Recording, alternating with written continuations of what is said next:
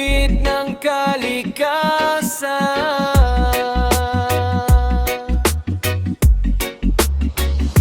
Nangaulap na madilim sa kalangitan, malakas na ulan bumabagsak sa tahanan, hangin na humahampas sa paligid, nagpapaala na dapat tayong mag-ingat lagi. Mga bagyo na ating nararanasan, lindol na biglang dumarating sa bayan, init at baha na dala ng panahon, pagsubok ng mundo sa bawat nilalang ngayon. Kaya dapat tayo'y magkaisa, magmahal at tumulong sa kapwa.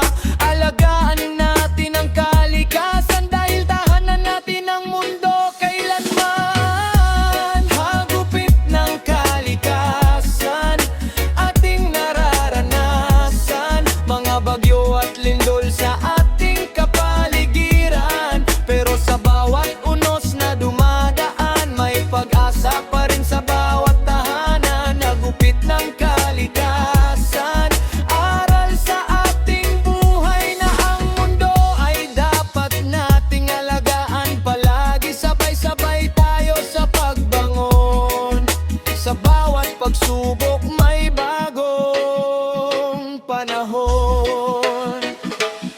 Mga puno at ilog dapat protektahan para sa kinabukasan ng bawat kabataan. Hindi lang ngayon ang dapat isipin, pati bukas ng mundong ating hihiramin. Kapag may sakuna tayo'y magdamayan, walang iwanan sa gitna ng laban. Ang tunay na lakas ng bawat tao ay